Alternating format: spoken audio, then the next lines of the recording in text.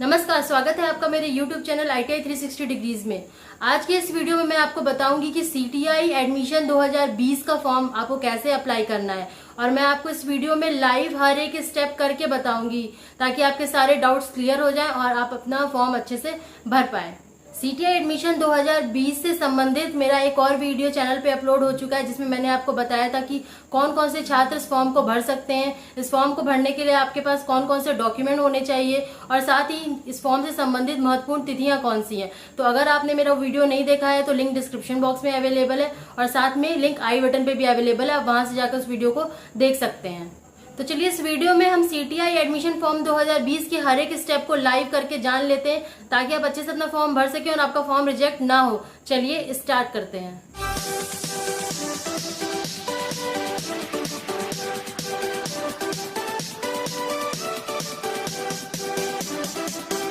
CTI 2020 form को apply करने के लिए आपको विजिट करना होगा www.nimionlineadmission.in पर।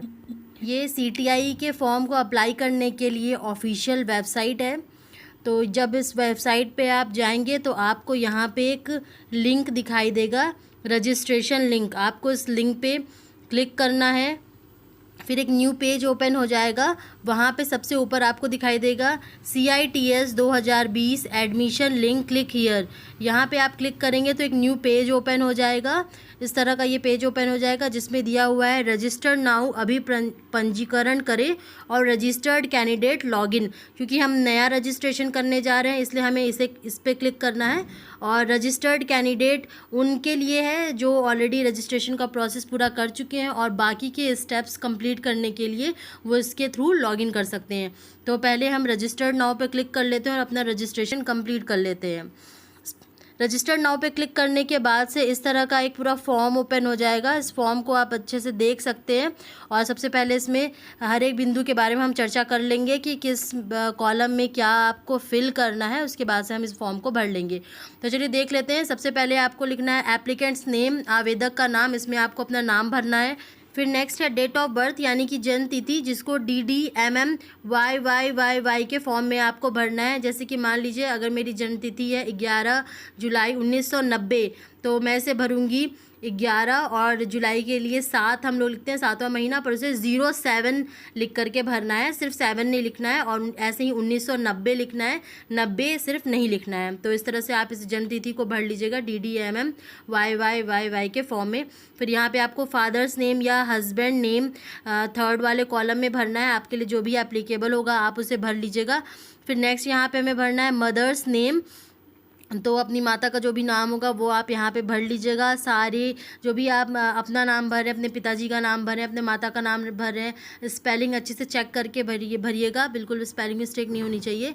फिर नेक्स्ट है जेंडर, लिंग, आपका जेंडर कौन सा है, मेल फीमेल ट्रांसजेंडर, अपने अकॉर्डिंग आपके लिए जो एप्लीकेबल होगा आप भर सकते हैं।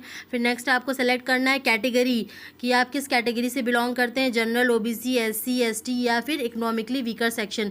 तो आपके लिए जो भी एप्लीकेबल होगा आप उसे यहाँ से भर सकते हैं। फिर उसके बाद 2 सब कैटेगरी दी हुई हैं। फिजिकली चैलेंज्ड, मतलब अगर कोई दिव्यांग है तो अगर है तो उसे यस करेगा और अगर नहीं है तो उसे नो करना है। और एक्स सर्विस मैन, मतलब जो आर्मी से कुछ रिटायर्ड होके आते हैं या फिर कुछ ड्यूरेशन की सर्विस कंप्लीट करके आते हैं, उसके लिए जो होगा अगर एक्स सर्विस पर्सन तो उसे पता होगा कि उसे यस करना है। तो आपको अगर आप हैं ऐसा कोई केस आपके साथ तो आप इसे यस करिए, नहीं तो आप इसे नो कर दीजिए। फिर नेक्स्ट आपका आएगा मैरिटल स्टेटस, तो अगर आप मैरिड हैं तो मैरिड लिखिए, अनमैरिड हैं तो अनमैरिड करना है इसमें आपको।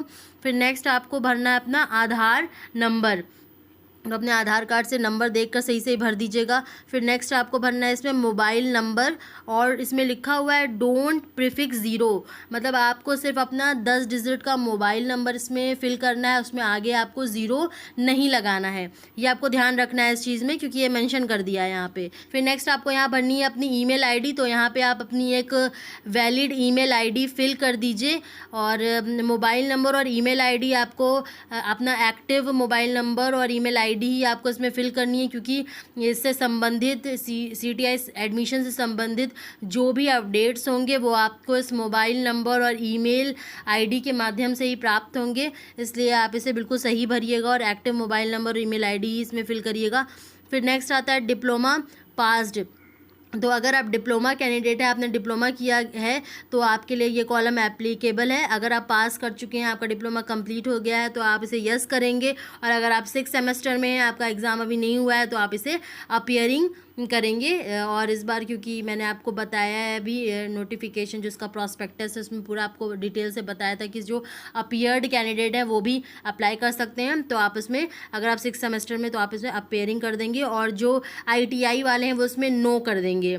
और ऐसे ही जो ITI पास्ड हैं, तो अगर आपका ITI कंप्लीट हो चुका है तो आप यस करेंगे। और अगर जो 2 वर्षीय ट्रेड हैं, जैसे कि फिटर, टर्नर, मशीनिस्ट, RAC, इनके जो भी कैंडिडेट्स हैं, जो अभी सेकेंड ईयर का एग्ज़ाम जिनका कंप्लीट नहीं हुआ है, वो अपीयरिंग में फिल करेंगे, इसको टिक करेंगे। और 1 वर्षीय ट्रेड जैसे कि कोपा, ड्रेस मेकिंग और फैशन टेक्नोलॉजी, इनके जो भी बच्चे हैं वो सभी भी अपीयरिंग में ही करेंगे। जिनका 2019 में जिन्होंने एडमिशन लिया है और उनका भी एक भी एग्ज़ाम नहीं हुआ है, तो वो भी इसमें अपीयरिंग में ही टिक करेंगे। तो आप इसको अच्छे से समझ लीजिए कि आपको कब यस करना और कब नो करना है। डिप्लोमा वाले छात्र ITI वाले सेक्शन में नो कर देंगे।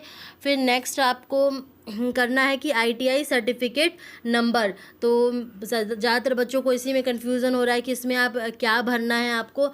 तो जो डिप्लोमा वाले छात्र हैं, अगर उनका कंप्लीट है, या ITI वाले छात्र हैं उनका कंप्लीट है, तो आपको सर्टिफिकेट में कहीं पे भी एक सर्टिफिकेट नंबर लिखा होगा, वो आपको यहाँ पे भर देना है।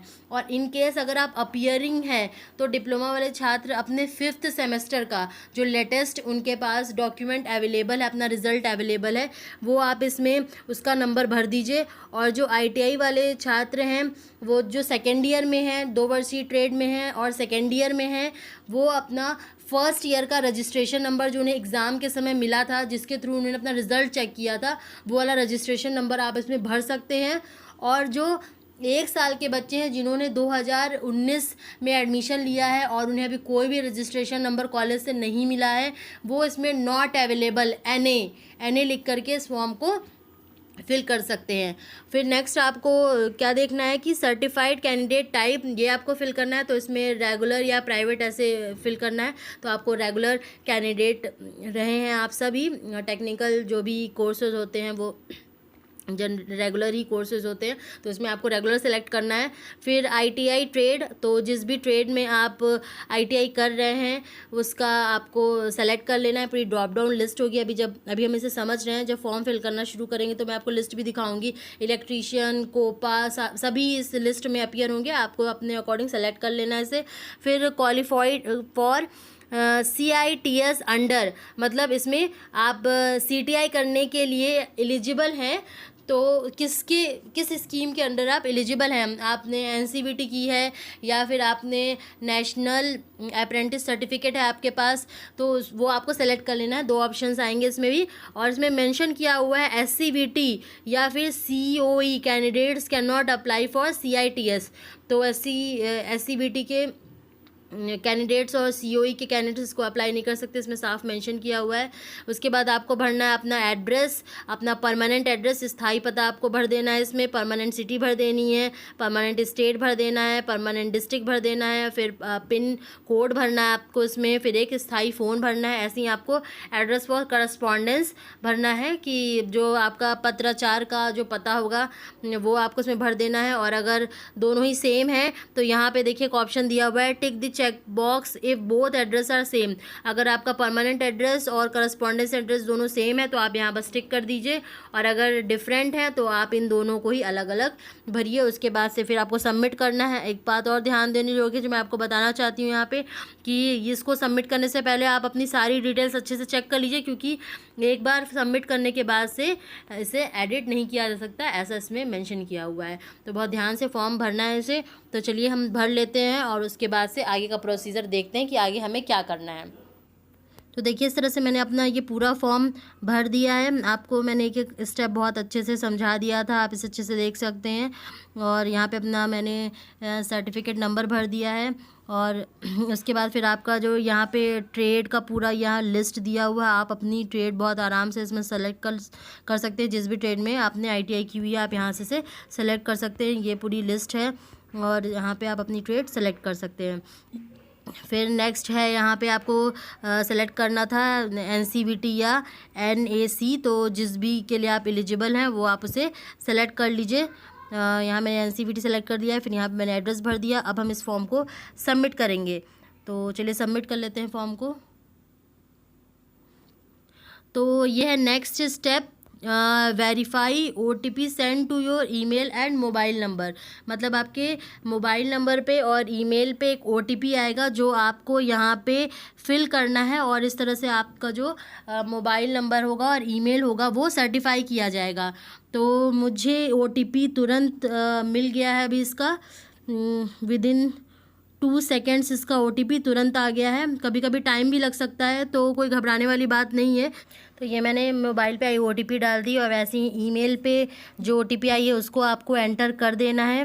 तो आप समझ गए होंगे कि एक एक्टिव ईमेल ID और एक वैलिड मोबाइल नंबर क्यों एंटर करना है आपको। इस तरह से आपका अकाउंट, आप वेरीफाई पर क्लिक करेंगे तो आपका अकाउंट वेरीफाई हो जाएगा। तो इसमें हमने रजिस्ट्रेशन कंप्लीट कर लिया है और इसमें वेरिफिकेशन भी हमने कंप्लीट कर लिया है मोबाइल नंबर और ईमेल ID का।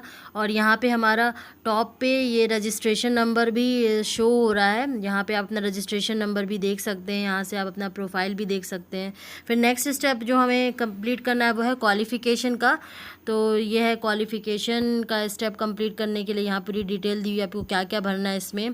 क्योंकि CTI का फॉर्म भरने के लिए मैं आपको मोबाइल में बता रही हूँ, क्योंकि मैक्सिमम बच्चों के पास मोबाइल ही होता है, इस वजह से मैंने प्रेफर किया कि मैं आपको मोबाइल से ही बताऊँ। बाकी अगर आप लैपटॉप में यूज़ करेंगे तो आपको इस तरह से स्क्रॉल नहीं करना पड़ेगा, आपको ये पूरा फुल स्क्रीन में दिखेगा। मोबाइल में ये इस तरह से आ रहा है, हो सकता है आपके मोबाइल में ना भी आए, पर मेरे मोबाइल में तो इसी तरह आ रहा है। मैंने बहुत ट्राई कर लिया पर ये ऐसा ही आ रहा है। तो चलिए इसी से मैं आपको बता देती हूँ कि कैसे कैसे आपको सारी डिटेल इसमें भर लेनी है।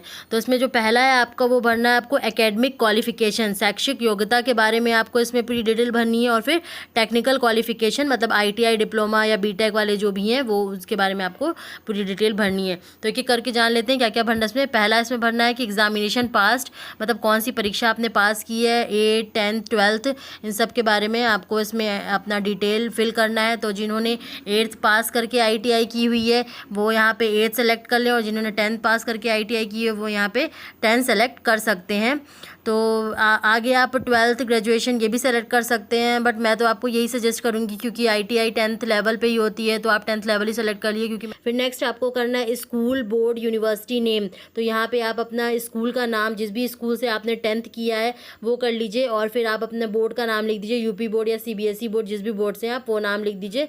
फिर नेक्स्ट आपने ईयर ऑफ पासिंग लिखना है। अगर आप जिस भी ईयर में आपने अपना 10th या फिर जो भी आप यहाँ क्लास भर रहे हैं 8th भर रहे हैं तो आपने 8th किस ईयर में पास किया है। अगर आप 10th भर रहे हैं तो आपने 10th किस ईयर में पास किया है ये आपको भर देना है। फिर मेजर सब्जेक्ट, तो आप अगर साइंस साइड से रहे थे तो यहाँ साइंस लिख दीजिएगा, अगर आर्ट्स साइड से तो यहाँ आर्ट्स लिख दीजिएगा। फिर परसेंटेज ऑफ मार्क्स अंक में लिखने हैं, जैसे आपको मान लो 75% अगर आपके मार्क्स आए तो आप यहाँ पे 75 बस लिख देना, 80% आए तो 80 लिख देना। और ऐसे ही ग्रेड लिखना है आपको, अगर आपके 60% से ऊपर है तो आप फर्स्ट लिख दो, वरना सेकंड ग्रेड लिख दो, अगर 60% से कम है तो। इस तरह से आपका ये आपका पूरा एकेडमिक क्वालिफिकेशन कंप्लीट हो जाएगा। फिर आपको टेक्निकल क्वालिफिकेशन के बारे में भरना है। तो इसमें एग्जामिनेशन पास्ड, कौन से एग्ज़ाम आपने पास किया है टेक्निकल क्वालिफिकेशन में, BEd BBA या फिर आपने ITI की है, BTech की है, MTech की है, क्या किया, इसके अकॉर्डिंग आप सेलेक्ट कर लीजिए यहाँ पे। तो ये सेलेक्ट करने के बाद से फिर आपको नेक्स्ट भरना है यूनिवर्सिटी या काउंसिल जहाँ से आपने ITI या डिप्लोमा या BTech किया है, आप अपने इंस्टीट्यूट का नाम लिख दो। और ITI वाले अपना जो गवर्नमेंट ITI से किए तो लिख सकते हैं गवर्नमेंट इंडस्ट्रियल ट्रेनिंग इंस्टीट्यूट बासी बांदा करके लिख सकते हैं, या फिर प्राइवेट से किया हुआ तो उस ITI का नाम लिख दें। BTech डिप्लोमा वाले अपने कॉलेज का नाम लिख दें। फिर यहाँ पर ट्रेड बैच नेम, तो यहाँ पे आपको क्या भरना है, यहाँ पे डिप्लोमा की ब्रांचेस भी हैं और ITI के ट्रेड्स भी हैं, यहाँ पे आप अच्छे से देख सकते हैं। जो हमने रजिस्ट्रेशन में एक हमें ड्रॉप डाउन लिस्ट मिली थी, उसमें सिर्फ ITI के ट्रेड्स थे, उसमें डिप्लोमा की ब्रांचेस नहीं थी। और लेकिन यहाँ पे सब है, जैसे कंप्यूटर इंजीनियरिंग और ये कॉस्मेटोलॉजी ITI की ट्रेड्स हैं, फिर ड्राफ्टमैन ये भी ITI की ट्रेड्स हैं, और ड्रेस मेकिंग ITI की ट्रेड्स हैं। पर इलेक्ट्रिकल इलेक्ट्रॉनिक्स इंजीनियरिंग ये डिप्लोमा और बीटेक वालों के लिए है। तो आप डिप्लोमा वाले हैं, बीटेक वाले हैं, उसके अकॉर्डिंग आप ये सेलेक्ट कर सकते हैं, वरना आप अपनी ITI की ट्रेड सेलेक्ट कर लो। आपको अपनी ट्रेड का नाम अच्छे से पता होगा, ये तो मुझे श्योर है कि सब अपनी ट्रेड का नाम जानते होंगे। तो इस हिसाब से आप अपनी ट्रेड सेलेक्ट कर लो यहाँ पे, और डिप्लोमा इंजीनियरिंग वाले अपनी ब्रांच सेलेक्ट कर सकते हैं यहाँ से। तो फिर नेक्स्ट आपको करना है यहाँ पे कि सर्टिफिकेट नंबर लिखना है आपको, कि आपके पास जो भी सर्टिफिकेट होगा उसमें उसका नंबर आपको लिखना है। मैं एक बार आपको दिखा देती हूँ सर्टिफिकेट नंबर कहाँ लिखा होता है। तो सर्टिफिकेट नंबर, जैसे मेरे पास ये ITI का एक सर्टिफिकेट है, तो यहाँ पे राइट टॉप कॉर्नर पे आपको दिख रहा है प्रमाण पत्र संख्या सर्टिफिकेट नंबर। तो ये नंबर आपको एंटर कर देना है ITI वालों। और जो डिप्लोमा बीटेक वाले हैं तो उनका भी टॉप में ही या तो लेफ्ट साइड या तो राइट साइड में ही ये सर्टिफिकेट नंबर लिखा होगा, आप वहाँ से देख करके भर सकते हैं सर्टिफिकेट नंबर को। और फिर आपको नेक्स्ट, जिसके पास सर्टिफिकेट नंबर नहीं है, मैंने पहले बता दिया है, वो नॉट अवेलेबल लिख सकते हैं। जिनके पास रजिस्ट्रेशन नंबर अवेलेबल है वो अपना रजिस्ट्रेशन नंबर यहाँ भर सकते हैं। इसके बारे में मैंने आपको पहले अच्छे से समझा दिया है। फिर आप ईयर ऑफ पासिंग, जिस भी ईयर में आपने ITI या डिप्लोमा पास किया है या फिर आप पास करेंगे, वो आप भर दीजिए इसमें। फिर कोर्स ड्यूरेशन, यदि आप बीटेक वाले हैं तो आप यहाँ 4 ईयर्स लिख दीजिए, यहाँ डिप्लोमा वाले हैं तो आप 3 ईयर्स लिख दीजिए। और अगर आप ITI वाले हैं तो अगर आपने 2 साल वाली ट्रेड में ITI की हुई है, जैसे इलेक्ट्रीशियन, फिटर, टर्नर, मशीनिस्ट, तो आप यहाँ 2 साल लिख दीजिए। सिर्फ 2 लिखना है आपको, सिर्फ नंबर लिखना है 4, 3, 2। और यदि आप कोपा या फिर ड्रेस मेकिंग स्ट्रेट के हैं तो आप यहाँ पे 1 लिख दीजिए। इस तरह से आपको कोर्स ड्यूरेशन सेलेक्ट कर लेना है। फिर अगेन यहाँ पे परसेंटेज ऑफ मार्क्स 75%, 80%, जो भी आपको सिर्फ अंक लिखने हैं यहाँ पे, और यहाँ पे आपको ग्रेड कर देना है और उसके बाद आपको सबमिट कर देना है। तो चलिए हम ये इसको एक एक करके भर लेते हैं और फिर देखते हैं कि नेक्स्ट स्टेप में हमें क्या करना है। तो इस तरह से मैंने सारी डिटेल्स इसमें भर ली है। आप भी एक एक करके सारी डिटेल्स बहुत ध्यान से भर लीजिए। बहुत ध्यान से आप पढ़ेंगे तो आपको सब कुछ अच्छे से समझ में आएगा इसमें। उसके बाद से चलिए हम अब सबमिट कर देते हैं और बढ़ते हैं अपने नेक्स्ट स्टेप की तरफ। तो यहाँ पे हमारा क्वालिफ़िकेशन का डिटेल जो है वो सबमिट हो चुका है और ये इस तीनों पे टिक लग के आ गया है। अब हमें नेक्स्ट जो काम करना है वो डॉक्यूमेंट अपलोड करना है। देखिए डॉक्यूमेंट अपलोड करने का भी लिंक ओपन हो गया है। यहाँ से हमें फ़ोटो विथ सिग्नेचर, इसमें लिखा हुआ है मैक्सिमम 40 KB, 40 KB से अधिक का नहीं होना चाहिए। जो आपका फ़ोटो विथ सिग्नेचर की जो फाइल होगी वो 40 KB से ज़्यादा नहीं होनी चाहिए। फिर कम्युनिटी सर्टिफिकेट, अगर आप SC ST या OBC का रिजर्वेशन प्राप्त करना चाहते हैं उसके अंतर्गत, तो आपको यहाँ पे वो सेलेक्ट करना है, ये सर्टिफिकेट अपलोड करना पड़ेगा। और इसकी साइज़ मैक्सिमम 100 KB तक होनी चाहिए। 8th एंड 10th क्लास को सर्टिफिकेट है उसको 100 KB से कम में कर लीजिएगा। और NCVT या डिप्लोमा का जो सर्टिफिकेट है ये भी 100 KB से कम में होगा। ऐसे ही जो अगर आप एक्स सर्विस पर्सन या हैंडीकैप्ड या फिर इकोनॉमिकली वीकर सेक्शन का डॉक्यूमेंट अपलोड करना चाह रहे हैं, आपने क्लेम किया है इस कैटेगरी के अंदर, तो आपको यहाँ पे एक डॉक्यूमेंट अपलोड करना होगा और उसका भी साइज़ 100 KB से अंडर में होना चाहिए। तो पहले से आप इसे रिड्यूस करके रख लेना। तो चलिए एक एक करके सारे डॉक्यूमेंट्स अपलोड कर लेते हैं। तो ये मैंने अपलोड कर लिया। और एक बात और ध्यान देने के लिए है कि जितनी भी मैंने डॉक्यूमेंट्स अपलोड किए हैं सब JPG फॉर्मेट में है। तो क्या है, जो आपका डिग्री या डिप्लोमा का जो ITI के बच्चे डाउनलोड करेंगे ऑनलाइन अपना सर्टिफिकेट, वो होगा PDF में। तो आपको एक काम करना पड़ेगा कि आपको ऑनलाइन PDF को JPG फाइल में कन्वर्ट करना होगा और फिर आपको चेक करना होगा उसकी साइज़ कितनी है, उसको 100 KB से अंदर आपको कंप्रेस करना होगा। तो ये काम आपको करना होगा। आपको JPG फाइल में ही अपलोड करने हैं सारे डॉक्यूमेंट्स। तो आपको चेक करना होगा कि आपके सारे डॉक्यूमेंट्स JPG फाइल में है कि नहीं। तो ये मेरे डॉक्यूमेंट्स यहाँ अपलोड किए हुए भी दिखाई दे रहे हैं यहाँ पे। तो यहाँ पे मैं क्लिक कर दूँगी अपलोड पे। अब तो देखिए अब यहाँ पे ये भी लिख कर के आ गया कि मेरे सारे डॉक्यूमेंट्स अपलोड हो गए हैं। अब नेक्स्ट जो इसमें हमें करना है, ये क्या करना है कि select the trade to study. मतलब इसमें आपको करना है कि आप CTI कौन सी ट्रेड से करना चाहते हैं। मैंने प्रोस्पेक्टस में आपको अच्छे से समझाया था कि ITI के किन ट्रेड वाले बच्चे CTI की किस ट्रेड के लिए एलिजिबल हैं। तो अगर आपने वो वीडियो नहीं देखा है तो अभी आपको उसकी ज़रूरत पड़ेगी और आप वो वीडियो देख लीजिए अब, कि अगर आपने जिस भी ट्रेड में ITI की हुई है तो आप CTI किस ट्रेड से कर सकते हैं। तो इसमें हम सेलेक्ट कर लेते हैं कि कौन सी ट्रेड। देखिए मशीनिस्ट, वेल्डर, टर्नर, ये सारी CTI की ट्रेड्स के बारे में यहाँ दिया हुआ है। तो मुझे तो इलेक्ट्रीशियन सेलेक्ट करना है, तो यहाँ पे इलेक्ट्रीशियन एंड वायरमैन, तो ये मैं सेलेक्ट कर लेती हूँ CTI के लिए कि मुझे जो select the trade to study, तो यानी कि जिस ट्रेड में मुझे CTI करनी है वो इलेक्ट्रीशियन एंड वायरमैन। आप वहाँ से जाके चेक कर सकते हैं, पूरा वहाँ पे अच्छे से टेबल बना हुआ है कि ITI की किस ट्रेड वाले CTI किस ट्रेड में करेंगे। सेलेक्ट कर लिया मैंने कोर्स यहाँ पे। अब मेरा ये स्टेप भी कंप्लीट हो गया। अब नेक्स्ट हमें क्या करना है, एग्ज़ाम सेंटर चूज़ करना है। तो एग्ज़ाम सेंटर भी कौन कौन सी सिटीज़ दी हुई हैं जहाँ पे इसका कंप्यूटर बेस्ड एग्ज़ाम होगा, उसका भी मैंने प्रॉस्पेक्टस वाला जो मेरा वीडियो था उसमें मैंने अच्छे से एक्सप्लेन किया हुआ है। आप पहले से ही अपने होम टाउन की नियरेस्ट सिटी को सेलेक्ट कर लीजिए। 4 ऑप्शन टोटल देने हैं, तो इसमें देख लीजिए बहुत सी सारी सिटीज़, लगभग मेन सिटीज़ हैं। तो आप अपने कंफर्ट के अकॉर्डिंग जो आपके होम टाउन से नियरेस्ट सिटी हो उसके अकॉर्डिंग आप 4 ऑप्शन सेलेक्ट कर सकते हैं और उसके बाद से आपको अपना अप्लाई नाउ पे क्लिक करना है। तो ये आपका पूरा document, verify the detail of application before payment. तो अब आपका इतने स्टेप्स कंप्लीट हो गए हैं। अब जो लास्ट स्टेप आपका बचा वो है पेमेंट ऑफ फ़ी। अब आपको क्या करना है, फ़ी पेमेंट करना है। तो यहाँ पे आपको सारा अपना डिटेल वेरीफाई करना है, अपनी फ़ोटोज़ चेक कर लेनी है, जो आपने सही फ़ोटो अपलोड की, सही डॉक्यूमेंट अपलोड किया है नहीं, सब कुछ यहाँ पर दिख रहा है।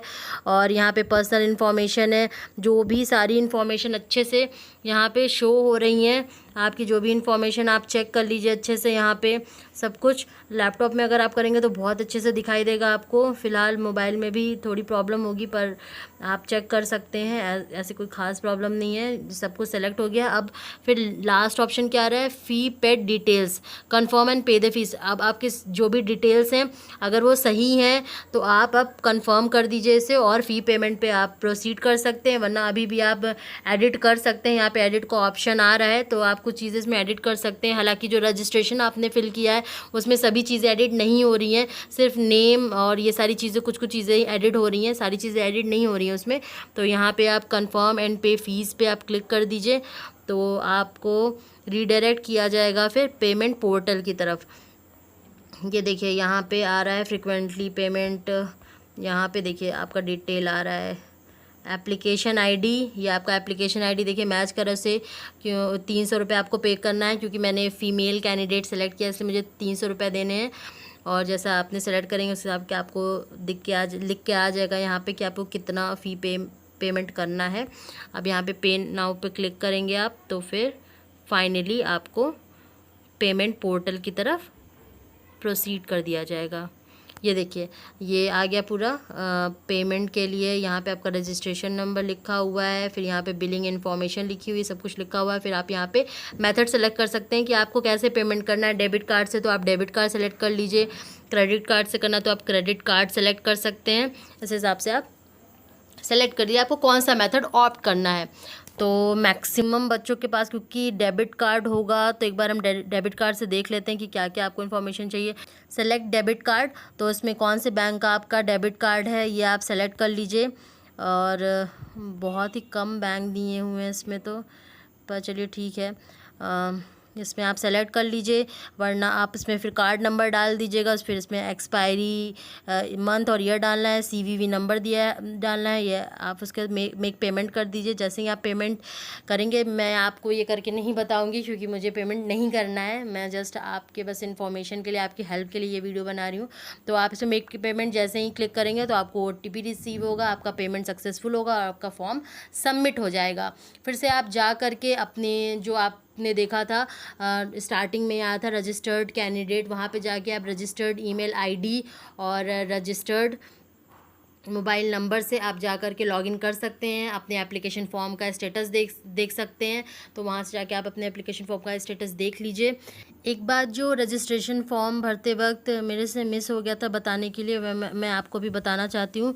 इसमें नीचे लिखा हुआ है कलर्ड एरोज़ आर मैंडेटरी, मतलब ये जो येलो कलर में, ये तो कलरफुल और ये वाइट दिख रहे हैं, तो जो ये कलरफुल हैं यही सारे बस मैंडेटरी हैं और जो वाइट है वो मैंडेटरी नहीं है, इसके बिना फॉर्म सबमिट हो सकता सकता है, लेकिन मेरा जो पर्सनल एक्सपीरियंस है कि आप यहाँ पे अगर अपीयरिंग सेलेक्ट करते हैं और यहाँ पे मैंडेटरी क्योंकि ये नहीं है, लेकिन अगर आप अपीयरिंग सेलेक्ट कर लेते हैं और यहाँ पे कोई भी नंबर भरे हुए या कोई भी एंट्री दिए बिना फॉर्म सबमिट करते हैं तो फॉर्म सबमिट नहीं हो रहा है।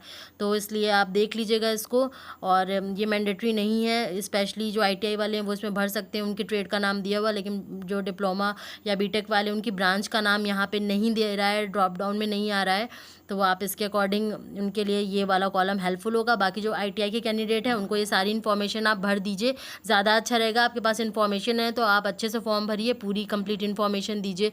और सेकंड चीज़, आपको जो अपना फ़ोटो और सिग्नेचर करना है वो आपको इस तरह से करके रखना है।